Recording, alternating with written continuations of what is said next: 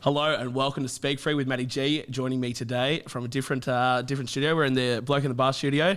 We've got the king of rugby league podcasting. Oh, wow. We've got Denan Kemp. Kempy, how are you, brother? I'm very, very good, thank you. Look, the king, I don't think people agree with that. Oh, man. Just a bloke that happened to be able to do it first. I will say, very arrogant of me to make you come all the way out from the west. So I apologise for that. I just had a you got me very off work early, to be honest, so it's worked out good. What did your boss say? Were they like, who's fucking the beak? What are you talking about? I just said, I've got the biggest guests I've had on, so I've got to leave, boys. They're actually super supportive. What do you do for work? Delivery driver for electrical wholesale. So no wonder you love potties, mate. Yeah, you got the potties 100%. going. Listen all day. Yeah, man. absolutely. Bro, when I was working in the above ground mines out in Marulan, I used to, and obviously people listen don't do this, but I had obviously you got your hard hat on, beanie, because it's fucking freezing out there. But I would have my beanie covering the wireless headphones because I was my apprentice. I was like an apprentice, mature age apprentice for electrician. And so I was getting all the shit jobs. So cutting tyres pretty much the whole time. And if you know anything about a tradie, like cutting tyres is the lowest form of work. Yeah. But I'd just be listening to podcasts literally all day. It made it bearable. Yeah. Well, that's what I actually am a delivery driver for, electrical wholesaler. Oh, really? Yeah, okay. Hanson. So you know a bunch of Sparkies then, don't you? Yeah, my dad's a Sparky, actually. Okay, so, there you go. Yeah, it's kind of I can't claim to be fully qualified. I quit in year 3. Mate, good choice. It fucking worked out for you. I tell you what, though, mate. And this is being fair, Deacon. Tradies these days, especially in Australia, if you're smart and you're willing, not even smart, if you just are disciplined and you're willing to start your own business and grind for a couple of years, there are tradies out there making fucking bank. Yeah, 100%. Because it's a developing nation. There's never going to be a shortage of. There's actually a shortage of tradies at the moment. Yeah. Shortage of people that are, especially electricians. The government's putting money into. I think recently there's like a 10,000 grant or something like that they've added to it.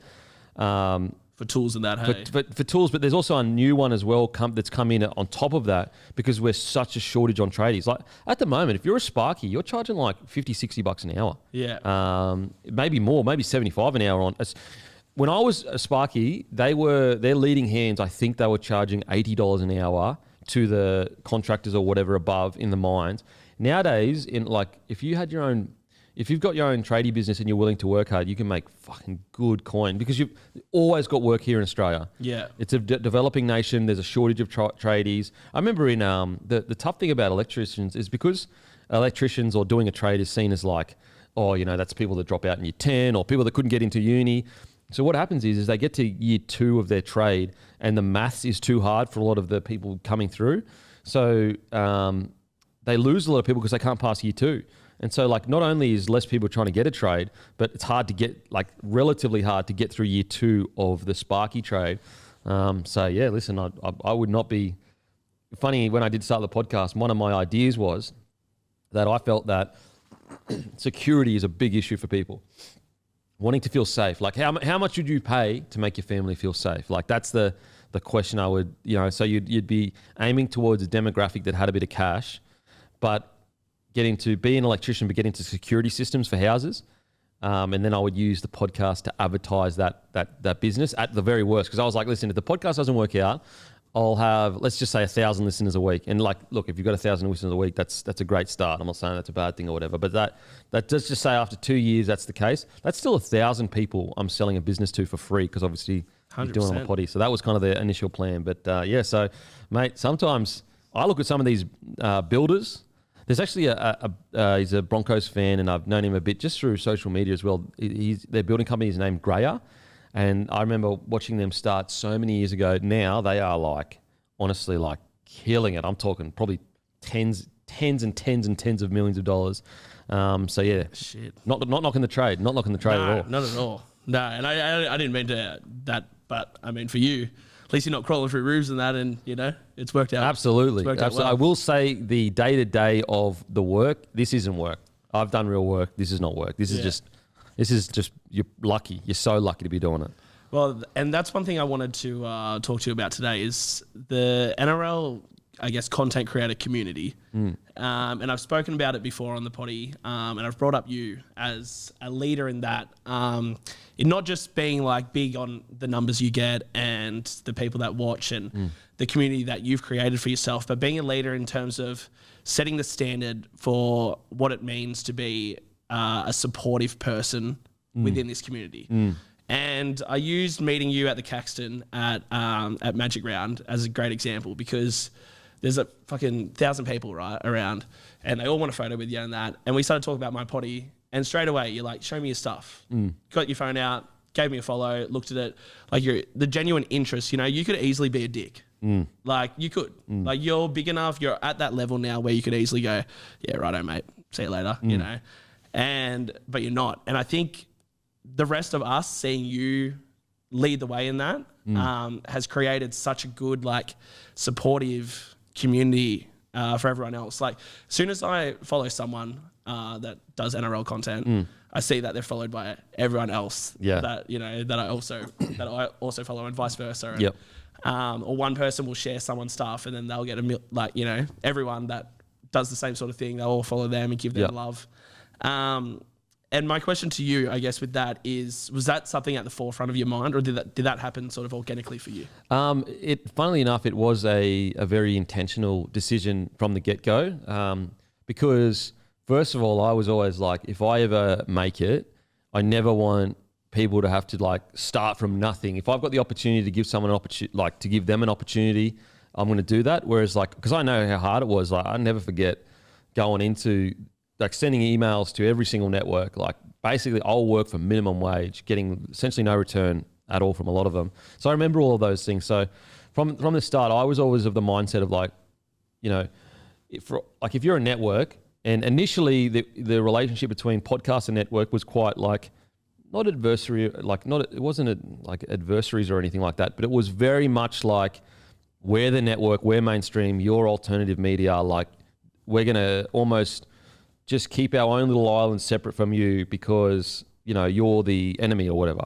Yeah. That's changed though, obviously, because I think networks have gone, we can't really ignore that anymore. And I mean, they could if they wanted to. I feel like the idea that these networks have to fear podcasts is just not the case. They are so big with so much money, but they looked at it and said, you know what, like, we can get something out of this, and they can get something out of this. There's a good trade here. Yeah. But yeah, from the start, I remember having many conversations with Tom and Eddie, or not many, but a few, and with Guru and that. Like, if you're a network, you want us not liking each other, because if we're fighting with each other, then we're not fighting with them.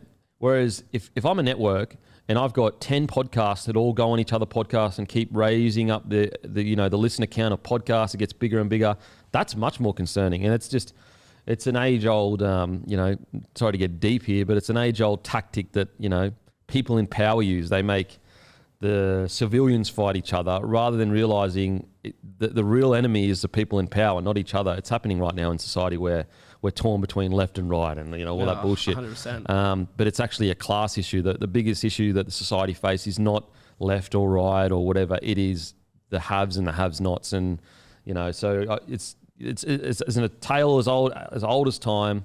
Make the poor people fight with each other so they're not fighting us while we take all, you know. So that's just an age-old tactic that I was aware of beginning, and also just from a ethical and moral perspective, like, it's just the right thing to do. Like, you know, don't be a hater. Like, there's so many haters out there. You don't need to be one more of the haters. Like, so yeah, I was very cognizant of it. You know, any opportunity I could try to help out with, I would try to do. Even with the NRL, like, I would work for them for free as well, just to give back to the game. It's just create a better environment, because it's probably the one area that we're the best in the country at as a sport. Our alternative media is much more established than AFL, which is the only thing, in my opinion, that we're better than them at, is our social media presence, and our podcast. Game. And sorry? Better game. Better game, obviously. But in regards to, like, you know, they're so far ahead of us financially and all that kind of stuff.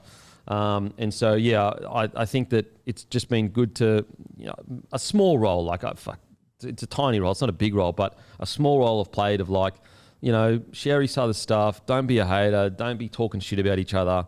Because it doesn't help anyone. It really just doesn't help anyone. So it's awesome to hear that that's filtered down a little bit. If I had some, 100% it has. Like, I came up for that one day at Magic Round. I'm coming up for the whole weekend next year. But like, the room at the Caxton upstairs, I forget who it even was, but someone came down, grabbed me, invited me up. And I was like, this is fucking hectic. Go up there. There's, like, a few familiar faces that I know, like Kat Haddad and that. I've had her on. and just meeting everyone there. And no matter who someone is, if there's someone with 500 followers or someone with 150,000, we're all just getting along and just talking footy. And I think that's mad. It's so sick. And I just see it's that NRL for content creators. NRL just does it so much better than everyone else. And, and it's not the NRL itself.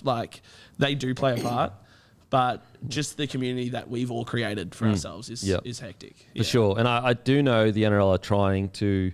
The problem with that for the NRL that they face at the moment is they signed a TV rights deal 4 or 5 years ago or whatever. I do know for a fact that they are looking at content creators and trying to create an even better environment than than we already have. Hopefully in the near future. So they're definitely aware of it, the NRL. I understand the frustration as a small content creator. I've been there. I get it. You sometimes feel like they're not listening or they're not hearing things. But when you're a $1 billion organization, sometimes there's certain things that you're just not aware of that's going on behind the scenes. Yeah. But as I said, what I do know is the NRL definitely are trying as hard as they can to be better with content creators for sure. Yeah. And you have seen a massive shift, especially in the last couple of years, I think. And clubs as well. There's a lot of clubs that are getting behind it. I think Tigers are, I might be biased here, but I think Tigers are doing a really good job because there's been certain individuals that have been invited into the club. Shaq TV is a really good example of that. Lockie Pringle. These are guys who love their Tigers and the club's got behind that. I can't believe how many content creators follow the Tigers of all people. It's just mental. Why? They're actually... What reason? I don't know. I can't answer that because our dads went for them, I guess. Dude. Fucking hell. I tell my dad every day, I'm like, why couldn't you have been born somewhere else? He's just given me years of misery and heartbreak. But, we won on the weekend, and I do want to talk to you about that game because I want your expert opinion. But I was there at Allianz, and I tell you what, if there's one team I fucking love to beat, it's the Chookies. Is the Chookies? And I think it's because I got a lot of mates that are Chookies fans. So the whole week I was copping, we're going to flog you. It's going to be another 72-6, flogging, all this shit. And I'm thinking, I'm just quietly confident, I'm like, yeah, I'm not going to say nothing yet. Okay. Because, if I say anything, then it's like, well, if I go back at them, then they're going to go even harder when they win. But if I don't say nothing, if it does end up being a flogging, all right, no worries. I tell you, it stings more when your mates don't banter back and they just get the win. Yeah. A silent enjoyment of victory is almost pisses you off more because you're like, you're so arrogant, bro. Just have some banter, bro. Yeah. Well, I definitely couldn't stay silent after that win. Fucking hell, it's been 6 weeks of hell, and finally got the dub. But what was the sort of outstanding performances for you? Obviously, the Fainu brothers. Yeah, I thought Latu Fainu was outstanding. I think Terrell May, once again, outstanding, really, really good. I thought Tristan Hope was really good at number 9. Yeah. I think that, he's 28 or so now. So, is he going to set the world alight? Maybe not. But at the same time, listen, if he provides good service, gets through his work, I know you guys have a really good young guy coming through at the moment. It's a couple years off first grade, maybe 2 or 3. Jared Haywood. So it's like, if he can do that, then that's great. He's not going to break the bank. If he's going to get early ball to Luai, to Latu, then it's kind of like awesome. Obviously, when Appy's not playing. Yeah. When Appy's playing, then, obviously Appy's going to be one of the main men. In regards to good performances, Latu was outstanding. I thought I'm trying to think. Dewey was good. He's always he's never going to die wondering, Dewey, which is what I like about him. And I know there was actually a period where you guys were almost going to build a club around Dewey. He's one of those guys you just want to have in your side because he can play multiple positions and he doesn't shy away from games. And yeah, sometimes that can bite him in the arse. He can make a few errors or whatever, but at least he's trying. Yeah. Sometimes the most frustrating thing about watching your team is when they're not even trying things. They're just almost trying not to lose by a lot. And it's just like, mate, I'd rather get belted and try stuff than not. Outside of that, I'm trying to think in regards to, what's really hard is when you watch every game, sometimes it just blurs into one. Yeah. Whereas fans like yourself who meticulously watch your specific team get pissed off if I don't know every single detail that happened. But I will say I thought the try saver from Latu and that group was really good. I like the fact that because it was Lily that got moved, was in the centres. He usually plays wing. Yeah. So Nwangini Tuase stood him up initially. Once they realised how dangerous Nwangini Tuase was, I thought they defended really well for that back last 5 minutes or whatever. Now, it sucks that it took him getting a try scored in him to just like almost wake up a little bit, but that's part of being a rookie. I like the fact that you could see there was a lot more urgency once they were like, oh shit, like Nwangini Tuase, anytime he gets the ball, we have to be on. And they actually went to him a couple more times, and the defence was just so much more energetic and just aware the danger was there, whereas before they kind of got lulled into a bit of a sense of security. So I really like that. I think Lily's got a lot of potential. I hope he gets developed right, because he reminds me a little bit of To'o. He's not as big as To'o, but he's super explosive. There's a lot of potential there. I'm a big fan of Stafford Toa. Like, I feel like once a year he has a game where he takes an Origin player and gives him an absolute bath. It's actually crazy. I think he's actually been probably one of our most consistent players this year. Which is what you want, because he's been his biggest Achilles heel for so long, is his consistency. Yeah. Has this like crazy game. Like, I'll never forget the one against Holmes where he absolutely schooled him. And like, that's Val Holmes, one of the best in the game. And then like for the rest of the year, he's pretty quiet. I don't mind Taruva at fullback. I know he's not necessarily like silky with ball in hand, but I just love the work he gets through. Yeah. I think it's the right decision for the next few weeks while Buller's out. Yeah. I would probably keep him there. Yeah. I think it's better. Heath Mason's a good young player, but I just think Taruva's just his strength in contact and his kick returns are just a bit stronger. Yeah. Obviously, Heath Mason's a better ball player, but I feel like with the Tigers, you've just got to simplify things, and you know what, like just try to complete high, have offloads and just work off the back of that, rather than like being super structured and beating people, like stripping teams with numbers. Outside of that, I thought it was crazy, the ref like constantly asking Tedesco, are you sure? Are you sure? In regards to at the end there with that taking the 2. I was like, man, you were obviously at the game. Yeah. So that was really inappropriate. Like, so Teddy ran up to him and said, no 2, because they scored that try at the end there. Teddy not realising they're 4 behind. And the ref chased him and was like, are you sure? And Teddy's like, yep. And he's like, just confirming, no taking the 2. Essentially telling Teddy, bro, you're 4 behind, you got to take the 2. And then Teddy's like, oh, yeah, we'll take the 2. I was like, I thought that was really inappropriate. But yeah, brilliant win. I think like the first half was a really good example of like, that's the best version of the Tigers. Now, how do you get that for 80 minutes? That's probably the question. Yeah, well, there's been pockets of that throughout the year, in certain games. And it's just about putting that on for the whole 80. Yep. Because there has been moments where we've fallen asleep and allowed teams to come back and or put quite a few points on them. We're chasing our tails the rest of the game. We saw that with the Tigers-Cowboys game up in Townsville a few weeks ago. We came home strong. 2 tens of bins. Oh my god! You just got to get rid of those big just brain explosions. Yeah, well, the refs fucking hate it. Oh, of course. No, I'm really kidding. But yeah, I'm super wrapped about that. I'm going to Auckland next week, so keen as. Yeah, getting the Warriors after a bit of a lull, so it's going to be a big game. Yeah, it will sold out, I think, as well, which is good. Yeah. There was only a few seats left when I decided last minute to get on a plane and go. But I've never been to Auckland before. You played for Warriors. Yeah, beautiful city, Auckland.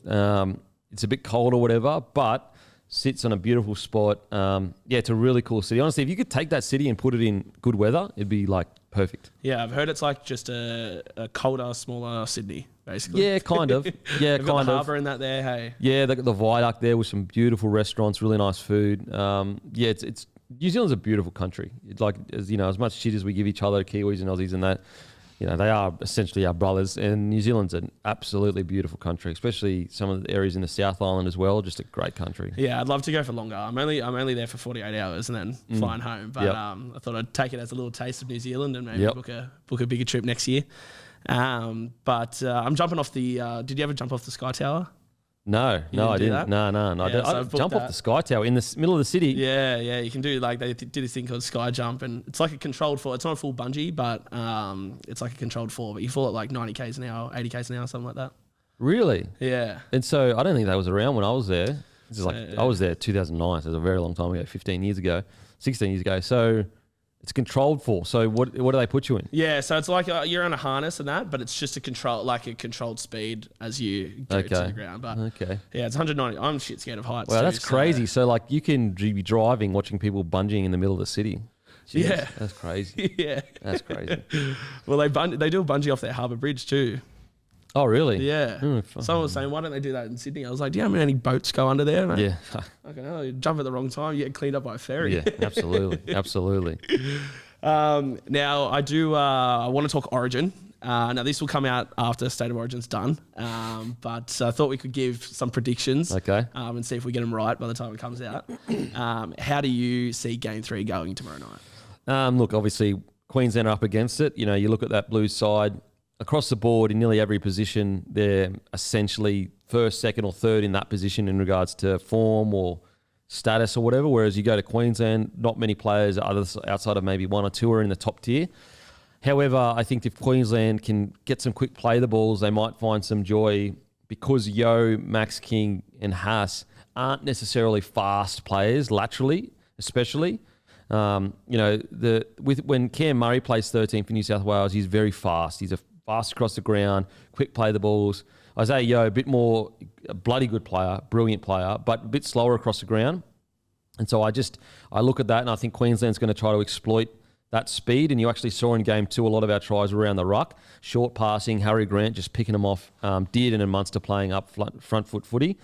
But if New South Wales can win the ruck, they win the game. It's really that simple. If they win the ruck and control the ruck, there's just no way for Queensland have only stripped New South Wales of numbers once or twice this whole series. One was a forward pass that wasn't a try, and the other one was when we had all those penalties. So they control the ruck. It's just, they'll strip his numbers. They'll get early ball to critter, early ball to challenge. It's going to be a very, very long night. But my prediction, I'll go Queensland 20-12. Queensland 20-12. Okay. Well, let's hope that doesn't fucking happen. I'm a proud New South Welshman. But I think it'll be a really tight first half. And I just see Queensland tiring out. I think New South Wales will just grind them down and start busting them up through the middle in that second half. I think it'll open right up in the second half. I see New South Wales winning 30-14. Okay, 30-14. We'll see. Yeah. We'll see. I'm excited. I'm going, actually. Yeah, okay. I've been the Blatchies Blues. You know, it's the best place to watch State of Origin. Queensland wishes they had, one slither of that passion. You know what's crazy is let's go on Instagram here. You're a man of the social media. I am. So just going real quick. So I'm just going to Queensland. We're going on followers, are we? So Queensland. So a state that has millions less people has more followers on Instagram. Yeah, but that's because you get every fuckwit from Melbourne. All these WA wankers. Oh, that'll do me. That's copium if I've ever heard it. And then all the New South Wales turncoats as well. So that's now you're turning on your own. That's standard for New South Wales. Copped that growing up. It was 8 in a row. So I had a few friends that were going for Queensland. I used to give it to them every. They're in my opinion they should be kicked out of the state. Okay, we'll see. We'll see. Should be good. It should be good. I will say one thing, but Suncorp Stadium, as a stadium, is the best place to watch rugby league. Easy. And especially what's crazy is when you go out to a core stadium, it takes you friggin' 4 hours to get out of there. Suncorp, for some reason, because it's set up correctly, you can get a cab like that. Yeah. You just walk up Caxton Street, get a cab, you're gone. In a sold-out game. Yeah. Getting there is so much easier. Leaving is so much easier. You're in and out of there and literally when the game ends, you can be in a cab or in a taxi or in a train or whatever in 15 minutes max. Out of the core stadium, good luck, bro. Yeah, which surprises me because Sydney Olympics was such a well-run event, and obviously it was built properly for that time. I think the problem now is there's so much red tape on shit, so they get you to line up outside the train station. But I think also, with the Sydney Olympics, they probably had that whole area cordoned off for the Olympics. Yeah, so exactly. they could afford to, direct all traffic as much as they wanted to because it's the Olympics. Whereas with footy, they can't cordon off everywhere, so they can't really control the traffic, and the traffic shit. It's just a terrible place to go, seriously. Yeah, it is, and unless it's sold out, which obviously I'm happy it's sold out tomorrow night. It'll be a great atmosphere. But general games, it's dog shit to watch. It's so footy. bad. Yeah. I mean, even a sold out though, like you're still ages away from the ground. Yeah. It's shit. Like Yeah. it needs to be a rectangle. Oh, 100%. And they're meant to do that, so I can understand why Souths, you know, want to get rid of it and play at Allianz. Because I tell you what, you know, I talk a lot of shit about the eastern suburbs and that being from the west, but Allianz Stadium is such a good stadium to watch footy. Yeah, it's like a smaller Suncorp, really. Yeah, it is. And like being there the other day for the Tigers game, I was like, you know what? If we're going to play a few games at a stadium, I would actually be keen for Tigers to play there. Yeah, it's a great stadium. Instead of Combank. Like, I don't know why it is what it is. I think it's just because it's in Parramatta, and I just hate Parramatta with every ounce of my being. Yep. But I hate playing home games there. I hate it as a Tigers fan. Welcome to the jungle. Yeah, it's just it doesn't feel right. I think it's because, you know, it was purposely built for Parramatta Eels and obviously Wanderers as well. Yep. But when we come and play there, like, I don't know, it's weird when there's like an inner city or it's ANZ, a core stadium, and we play games there. I don't feel like we're stealing someone else's home because I don't know, it just seems more central. Yeah, okay. Whereas when we're playing at Parramatta, it feels like we're not welcome there, you know? Especially when we have to play Parramatta there. It's the worst because it's our home game and there's way more Para supporters there. Yeah. Well, yeah, you need to get your fans to the ground then, mate. Well, yeah, it's all right. Leichhardt in 2 weeks, baby. Let's go. They're doing that up. Are you keen for that? Yeah. Unfortunately, I don't get a chance to get down to games as often because if you go to games, it's harder to like take notes, actually watch the game because you're talking to people and all that kind of stuff. Whereas, but I'm sure, yeah, it'll be good. Yeah. I think once that's done, I think there's no reason not to play half our games there a year. Yeah. You know? It's a great spot. There'll be all the corporate, like the reason they're not playing that much there now is because even sold out, Leichhardt, we're still not making anywhere near as much as if we're a quarter full Combank. Yeah. Because of just the corporate facilities. Yep. So I think once that's in order and that's done, I think, it's a huge opportunity for the Tigers to really, cement themselves there. Yeah, absolutely. Absolutely. And they need to do the same thing in Gambletown because that's where the people are, you know. So, Hey, we speak about it all the time on the potty. yeah.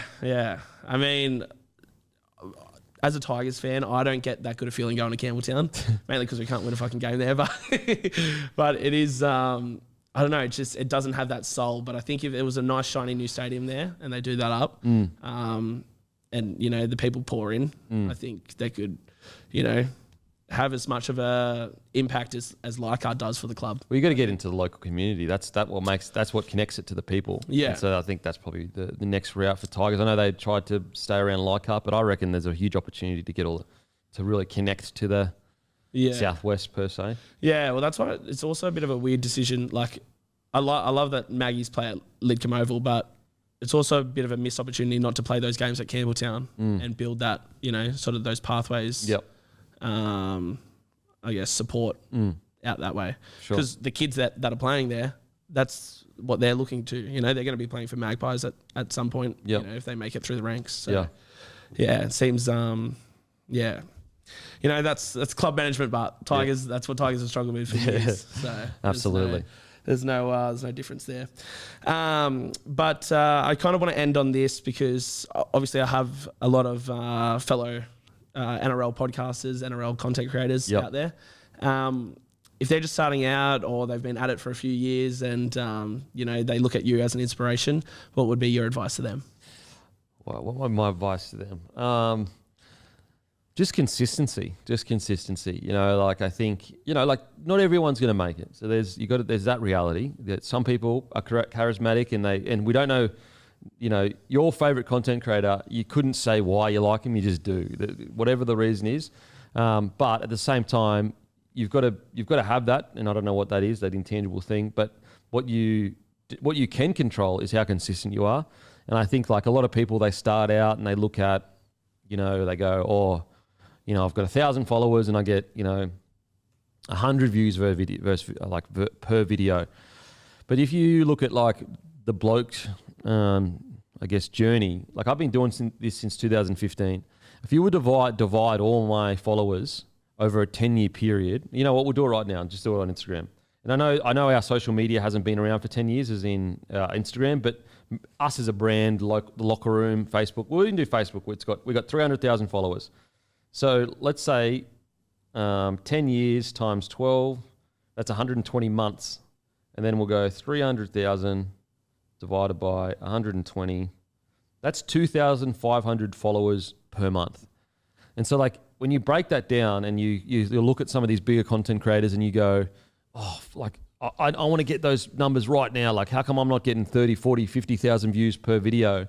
You got to ask yourself, you look at if you're getting 1,000 followers per month in growth, like that's great. That's fantastic. Or even if it's 500 initially, because obviously there's a point you get to where it snowballs and gets bigger quicker. Yeah. It's not like this the whole time. It's like this and then it's like that. Yeah. You know what I mean? So I think that when you actually break down the math and don't get discouraged by the fact that, oh, I only got 300 extra followers this month or 200 extra followers this month.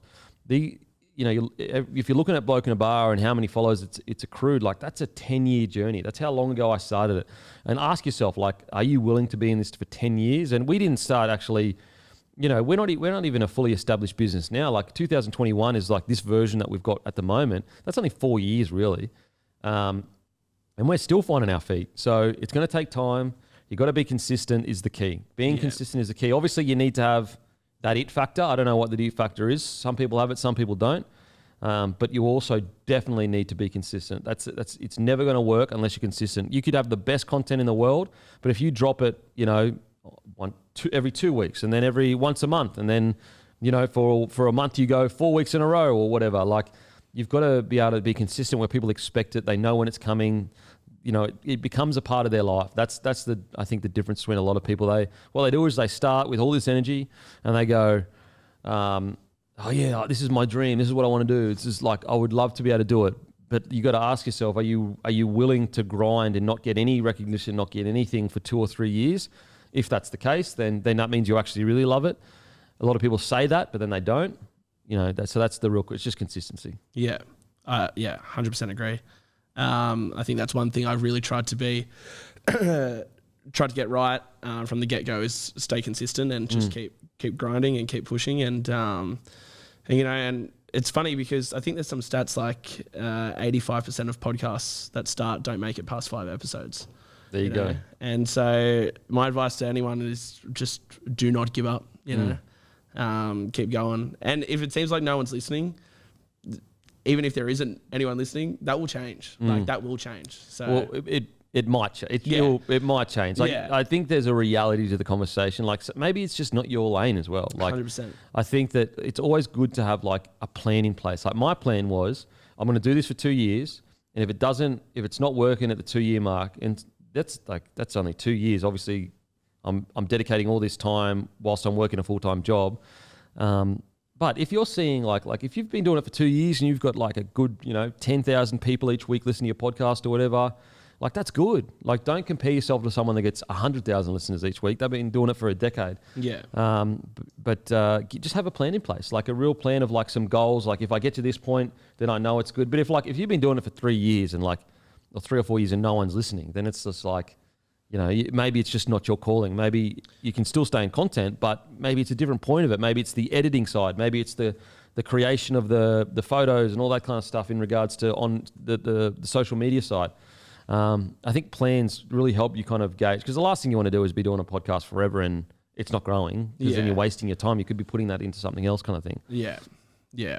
But what I will say is if you're not consistent for a long period of time, 2 or 3 years, then you'll just always have that what if in the back of your head. Like, did I really give it a fair crack? Whereas if you're consistent for 2 or 3 years and you've seen zero growth, then you can go, okay, give it a crack. It's not for me. I'll go somewhere else. But I think you'll find if you're relatively just solid at what you do, you don't have to be great, just solid, and you're consistent, and you're willing to, like if let's say you're a rugby league content creator and your MO is having deep dives in the game, like understanding the game really well, reviewing a game really well. You got to watch every game then. You can't go, oh, I'll watch every game once a month. You got to watch every game. Yeah. If you're a guy that is in rugby league social media content and you're more of a journalist type player, you like to talk about the stories around the game, you've got to be constantly checking the news. You've got to be constantly reading different articles, getting the best, sitting down and thinking through your take. Like what is your take? How is it? It doesn't have to necessarily be different from everyone, but how solid is your take? Can you punch holes through it? Like, I think one thing that I think a lot of not content, like let's just say media personalities, like they just say takes. They don't actually think it through. And that's what I think Bloke does really well is like when you hear a take from us, even if you disagree with it, you're like, that's okay. That's a really solid, well thought out situation that they're talking about and outcome. And so there's all those little things like being a content creator. Yeah, I understand it's not real work because it's fun. I get all that, but you still have to work at it. You still have to try to be the best version of yourself at it. You have to take it, look at other content creators that you take inspiration from and be like, what do they do really well? Do they speak really well? Do they present really well? Do they bring really interesting stats that I find enjoyable? You've got to be constantly trying to improve like what you do. Otherwise you just get like left behind. Like if you actually look at Bloke, like it's evolved dramatically since it first started. Like all we used to do was interview people, then we moved into reviewing stuff just by myself. And then we moved into a full on panel show. Now we do a bunch of different stuff. We used to do memes a lot, but memes aren't really funny anymore. Like they're not. That ended about a year or two ago. We did reaction content for a little bit, but that was a couple of years ago. Reaction content's probably going to be around forever, but you're always shifting and evolving kind of what you do as a content creator. So I think you've just got to make sure you're honest with yourself, whether it's honest with yourself as to whether you're good at it, but also honest with yourself is, are you really consistent or are you just talking like you're consistent? Like I think that's the big difference between a lot of content creators. They're not really honest with themselves, or there's always an excuse. Like it's like, I missed 2 podcasts this week, but it was because I had this, and this, and it's just like, okay, bro, well, you're just never going to break through if you're not consistent. Yeah. 100% agree. Good advice. I hope so. Great advice. Now, I do want to ask you, you don't have to give me one team, but let's say 3 teams that you believe can win the premiership this year. Melbourne Storm, Raiders,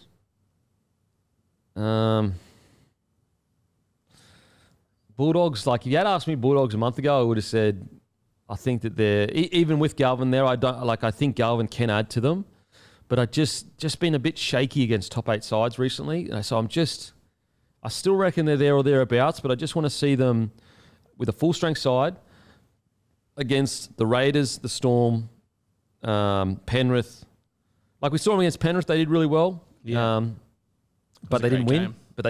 I know that it was a close game, but the Bulldogs actually lost that game. Like as in they made some silly errors.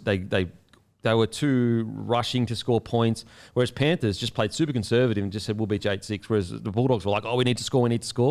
And so with the Bulldogs, I just want to see them again against a top-tier side with full strength to see how they go. So Raiders, Storm, and I'll just say Panthers. Yeah. I'd probably say the same. Panthers are the ones for me that are really starting to look like they're hitting their straps at the right time. Yeah. Coming into the back end of the season, and we know what they can do. You can't. No, you don't want to be. Let's say they don't make the top 4, and you're in that bottom 4 of the top 8. The last team you want to be playing is the 4-time premierships that have been here a million times before. 100%. And then obviously Tigers can win the comp too. So yeah, well, go on a run. Maybe fucking New South Wales Cup. Kempy, these are from Drink West, my sponsor. Oh, how good! Drink West, great brewery out in Penrith. Clesy's a part-time owner. He bought into it. Or Nathan Cleary. So for people that don't know who Clesy is, Nathan Cleary. So these are for you, brother. Oh, how good! Enjoy them tomorrow night. Yeah, they're red, so you can drink them when you watch Queensland lose tomorrow. Creaming soda. But how good! Yeah, it's good.